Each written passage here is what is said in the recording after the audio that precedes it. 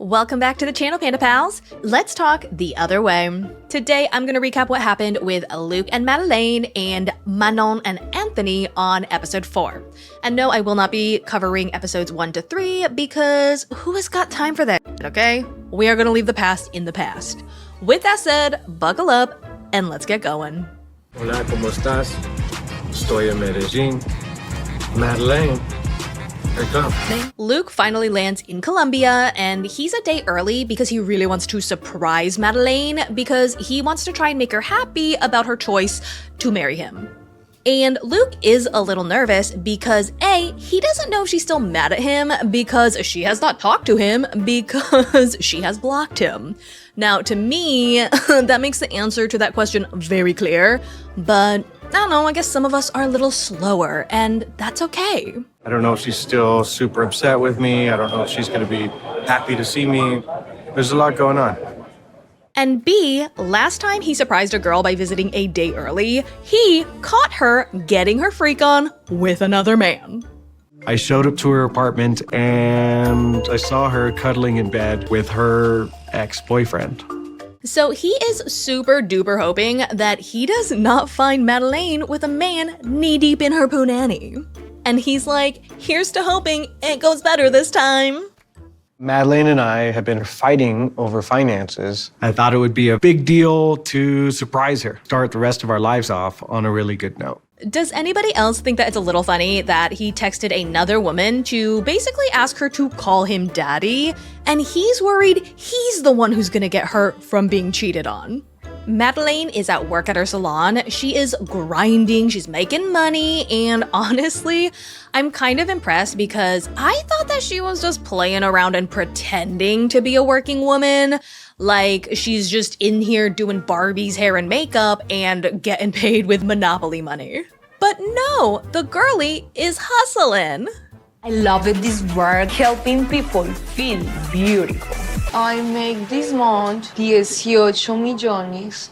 Her mom stops by to get her nails done, and Meline tells us that her relationship with her mother is in a good place right now, but when she was younger, it was no bueno. My relationship with my mom was good, but it's weird for me because when I was a child, she don't was around that much. And her face here looks like she is still bitter about it, which is why I assumed that her mother, abandoned her and then they reconnected later in life. But no, her mother just had to work a lot to keep them alive. The relationship was up, down. But Luke teach me to leave my past in the past, and now we have so much fun together. Oh, also, Meline is 20 and her mother looks like she is 25. I do not know how many virgins you had to sacrifice for that blood magic to work, but it is working. So Mama is like, how's the wedding planning going, sweetie? And Meline is like, oh my god, it has been so stressful planning the wedding all by myself. But she apparently also has a wedding planner? Cositas ya están listas, pero es mucho estrés porque nosotros no contábamos con unos sobrecostos que nos enviaron la wedding planner. So I don't really know what Meline thinks planning a wedding all by myself means, but she's definitely not doing that. Luke don't valid everything I do for the marriage. Like, he always gets crazy and roll when I talking him about money. Meline is pissed that Luke takes her for granted and talks down to her when it comes to money. And she's like, I'm too busy for that man's bull. I don't have any time to fighting with him, so I just block him. Block, block, block. Luke picks up some flowers for Meline because he thinks that's all it's gonna take for her to forgive him. He surprises her and he's like, are you happy to see me? Oli, ¿cómo estás? You happy I'm here? No. No. Oh. And her mom over here is like, aren't you two getting married, tomorrow? What the hell is going on? Mentirosa.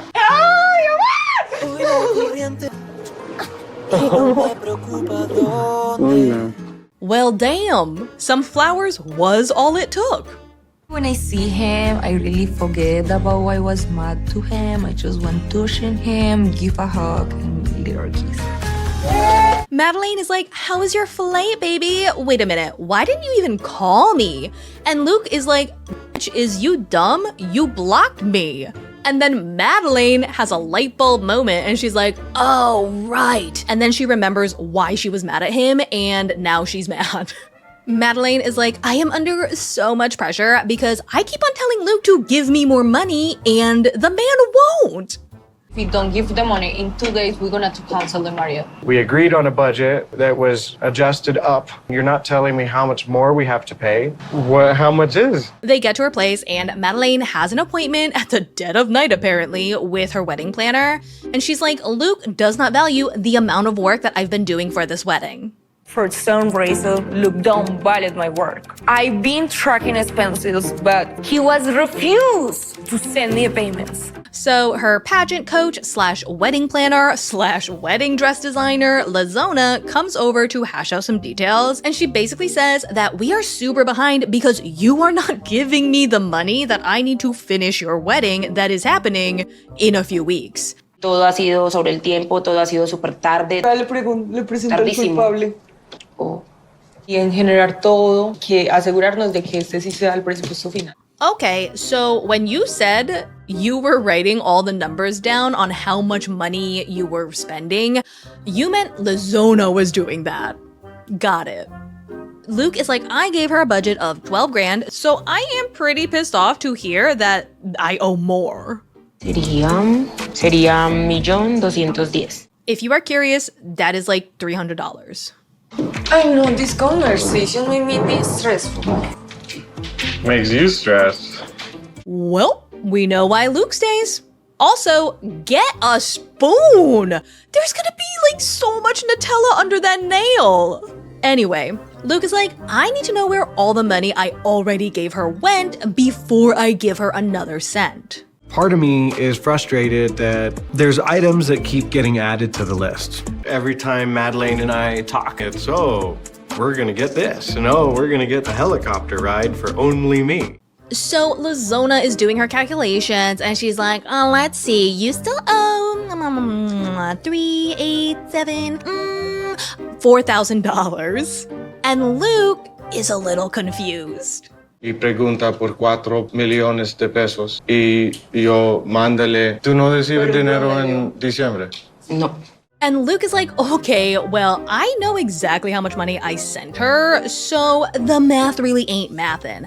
And I don't really want to be here saying that I don't trust her to be good with the finances, but like, I don't trust her to be good with the finances. She seems to have a track record of me sending money to be used for something, and then it gets used for something else. I know exactly how much I sent Meline and when I did because I knew this would happen and I wrote it down. Luke is like, baby girl, it's completely my fault. I should not have trusted a dumb little baby to handle the money.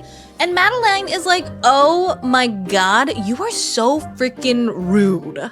Mentiroso. You say I don't pay nothing money to her. And for me, just do you send it to me, was transferred to the property, And I transferred 1 million to her. So, it sounds like Luke did give her that $4 grand, but Meline did use it in the way that they agreed. And she shows him the receipts and how he never sent her a second payment like he says that he did. And Meline is pissed off that Luke is always making her out to be the bad guy. he never know where he take the money. And later he blamed me like I use badly when I is the only one use good. This wedding planner is definitely thinking that she is gonna be planning Medeline's second wedding very soon. Luke breaks the bad news. He only has $3,000. Now, he makes it sound like that is all he has to his name, but I hope that's not true because that would be crazy. Anyway, Lazona is like, okay, well then you guys are gonna have to make a lot of cuts, and Meline loses her mind. We have 3,000 US dollars to spend. Yo quiero hacer este boda. Amor, lo siento, pero no tengo más dinero, amor, lo siento, pero es verdad. So don't get married, just simple. And a part of me does want to be like, baby girl, pay for it yourself. But then again, Luke did promise her the world when he could not even afford underwear. So I can't really fault a Princess Sugar Baby for being a Princess Sugar Baby when she was told to be a Princess Sugar Baby. You know? Let's move on to Manon and Anthony. Manon and Anthony arrive at their new home, and Anthony is super grateful that they have a place to live that they do not have to pay rent for. But Manon is not super thrilled. This is not actually the house I grew up in. My parents just sized down to less space. So the house is a boîte à sardines. And Manon tells him that she is still super duper hurt about the conversation they had in the car because him solo parenting is the reason they moved to France. What you said, solo parenting. No, it hurt me. I'm not forgetting. I shouldn't have said it. Look at my effort. I'm moving here for us. And I honestly do not remember the other 3 episodes that well, so I can't recall why moving to France meant she would have more time with her kid. But anyway, Anthony tries to explain that in the car, he was just stating facts. I was just saying that what we were doing before you quit your job, I was doing the brunt of childcare. And Manon is like, okay, but why did you do the brunt of the child care, huh? Oh, that's right, because I was the sole provider. And here's the thing, I think Manon just wants her efforts to be acknowledged more, which is completely a valid desire, but I do not like how she frames it as a, quote, I had no choice but to be the sole provider because you were too busy raising our kid, making Anthony the only bad guy. And Anthony is kind of fed up with the way that she not only devalues his contributions to the family, but also invalidates his feelings all the time. I'm just expressing how I'm feeling, and she's invalidating the way I feel because it's not what she wants to hear. I'm sitting here hearing all these hurtful things, and I never sit there and say, well, I'm hurt, I'm gonna remember that. Then Manon tells Anthony that he needs to check himself before he wrecks himself. And she's like, you need to watch your tone when you talk to me. Show me your love, I'm your wife. You always use the fact that you're the primary caretaker to actually shut me off. I feel like that's not valid. She goes off like, I am doing my best, okay? I tell you every single day that you are a great dad and that I'm super grateful to have you in my life, but you are not reciprocating that and being a good husband to me. But right now, you're not a husband to me. And look at how you are with me. I'm just expecting you to be a loving man. This is expectation. This should be natural. So I'm gonna assume that they have not been intimate for a while, which does kind of make sense considering they were on the verge of divorce. And she's like, I want you to touch me and kiss me and make me feel desired like you want me, which is 100% valid, but I really don't think that that is gonna happen anytime soon because neither of them feel like the other listens to them or values them. Our marriage needs saving. I miss my husband. Are we roommates? We just conceive a baby, that's it? I'm a donor? It's a new day, and while Manon is practicing some gratitude for being able to stay here for free, she has nowhere to put her clothes. But she is feeling a bit more reassured about her decision to move to France after seeing how much her mother adores her son, because when they arrived, she brought him a bunch of presents. So last night, Manon continued to talk to Anthony, and apparently she told him that all he is doing right now is pushing her away because the way that he's acting towards her makes her feel like she is never good enough. In LA, I asked all the time, can I do this, can I do that? He doesn't want me to ask anymore. He wants me to say, I'll do this. I hear you. I'm sorry if I haven't done as much as you wanted me to do. I don't love that. I kind of wish that she could have just said, I'm so sorry, I didn't mean to add to your mental load. I will work harder to not do that in the future. Because when she says, I'm sorry, I haven't done as much as you wanted me to do, it reframes her as the victim and it deflects the pressure back onto him, and she no longer has to be held accountable for anything. I know I need to be more attentive and affectionate and show her how much I do love her, because I do tremendously. See, he took full accountability. He wasn't like, I'm so sorry that I couldn't be as affectionate as you wanted me to be. It's very similar to the I'm sorry your feelings got hurt because of something I said bullshit. I'm here in France to save our marriage. I have a lot to work on, and she has a lot to work on. And I think if we both work on it with determination, we'll be in a good place.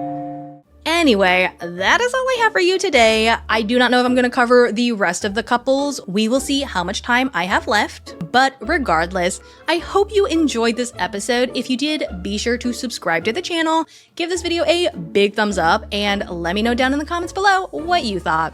I'll see you next time. Bye!